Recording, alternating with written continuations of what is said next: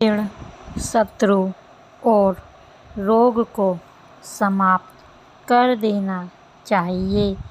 One की अग्नि चंदन की लकड़ी को भी जला देती है, अर्थात दुष्ट व्यक्ति किसी का भी अहित कर सकते हैं। शत्रु की दुर्बलता जानने तक उसे अपना मित्र बनाए रखें।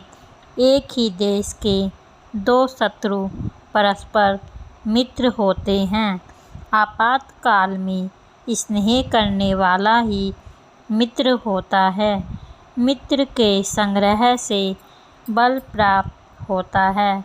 जो धैर्यवान नहीं है उसका ना तो वर्तमान होता है और ना ही भविष्य। संकट में बुद्धि ही काम आती है।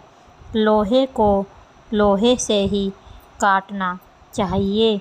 सिंह भूखा होने पर भी तिनका नहीं खाता। यदि माता दुष्ट है तो उसे भी त्याग देना चाहिए। यदि संयम के हाथ में विष फैल रहा है तो उसे भी काट देना चाहिए। सांप को दूध पिलाने से विष ही बढ़ता है, ना कि अमृत। एक बिगड़ैल गाय 100 कुत्तों से ज़्यादा श्रेष्ठ है, अर्थात एक विपरीत स्वभाव का परम हितैषी व्यक्ति उन 100 लोगों से श्रेष्ठ है जो आपकी चापलूसी करते हैं। कल के मोर से आज का कबूतर भला, अर्थात संतोष सबसे बड़ा धन है। आग सिर में स्थापित करने पर ही जलती है, अर्थात दुष्ट व्यक्ति का कितना भी सम्मान कर ले वह सदा दुख ही देता है। अन्न के सिवाय कोई दूसरा धन नहीं। विद्या ही निर्धन का धन है। विद्या को चोर भी नहीं चुरा सकते। शत्रु के गुण को भी ग्रहण करना चाहिए। अपने स्थान पर बने रहने से ही मनुष्य पूजा जाता है। सभी प्रकार के भय से बदनामी का भय सबसे बड़ा होता है। किसी लक्ष्य की सिद्धि में कभी शत्रु का साथ ना दे। सोने के साथ मिलकर चांदी भी सोने जैसी दिखाई पड़ती है, अर्थात सत्संग का प्रभाव मनुष्य पर अवश्य पड़ता है। बेकुली नीचे सिर झुकाकर ही कुएं में जल निकालती है, अर्थात कपटी या पापी व्यक्ति सदैव मधुर वचन बोलकर अपना काम निकलवाते हैं। सत्य भी यदि अनुचित है तो उसे नहीं कहना चाहिए। समय का ध्यान नहीं रखने वाला व्यक्ति अपने जीवन में निर्विघ्न नहीं रहता। जो जिस कार्य में कुशल हो उसे उसी कार्य में लगना चाहिए। दोषहीन कार्यों का होना दुर्लभ होता है। किसी भी कार्य में पल भर का भी विलंब ना करें। चंचल चित्त वाले के कार्य कभी समाप्त नहीं होते। पहले निश्चय करें फिर कार्य आरंभ करें। भाग्य पुरुषार्थी के पीछे चलता है। अर्थ धर्म और कर्म का आधार है। शत्रु दंड नीति के ही योग्य होते हैं। कठोर वाणी अग्निदाह से भी अधिक तीव्र दुख पहुंचाती है। व्यसनी व्यक्ति कभी सफल नहीं हो सकता। शक्तिशाली शत्रु को कमजोर समझकर ही उस पर आक्रमण करे। अपने से अधिक शक्तिशाली और समान बल वाले से शत्रुता ना करे। मंत्रणा को गुप्त रखने से ही कार्य सिद्ध होते हैं। योग्य सहायकों के बिना निर्णय करना बड़ा कठिन होता है। एक अकेला पहिया नहीं चला सकता।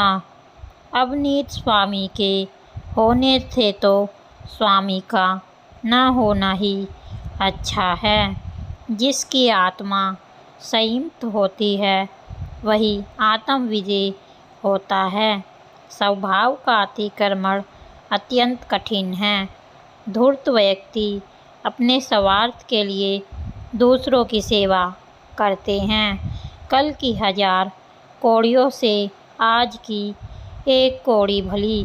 कल की 1000 कौड़ी से आज की 1 कौड़ी भली, अर्थात संतोष सबसे बड़ा धन है। दुष्ट स्त्री बुद्धिमान व्यक्ति के शरीर को भी निर्बल बना सकती है। आग में आग नहीं डालनी चाहिए, अर्थात क्रोधी व्यक्ति को और अधिक क्रोध नहीं दिलाना चाहिए। मनुष्य की वाणी ही विष और अमृत की खान है। दुष्ट की मित्रता से शत्रु की मित्रता अच्छी होती है। दूध के लिए हाथी पालने की ज़रूरत नहीं होती, अर्थात आवश्यकता के अनुसार साधन जुटाने चाहिए। कठिन समय के लिए धन की रक्षा करनी चाहिए। कल का कार्य आज ही कर ले। सुख का आधार धर्म है, धर्म का आधार अर्थ है और अर्थात धन है। अर्थ का आधार राज्य है, राज्य का आधार अपनी इंद्रियों पर विजय पाना है। सहज रूप से प्रजा के संपन्न होने से नेता विहीन राज्य भी संचालित होता रहता है। वृद्ध जन की सेवा ही विनय का आधार है। वृद्ध सेवा अर्थात ज्ञानियों की सेवा में ही ज्ञान प्राप्त होता है। ज्ञान से राजा अपनी आत्मा का परिष्कार करता है, संपादन करता है। आत्म विजय सभी प्रकार की संपत्ति एकत्र करने में समर्थ होता है। जहाँ लक्ष्मी का निवास होता है वहाँ सहज ही सुख संपदा जुड़ती है, अर्थात बढ़ती है।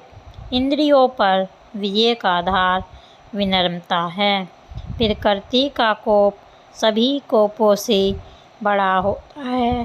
शासक को संयम योग्य बनाकर योग्य प्रशासकों की सहायता से शासन करना चाहिए। योग्य सहायकों के बिना निर्णय करना बड़ा कठिन होता है। सुख और दुख में सामान्य रूप से सहायक होना चाहिए।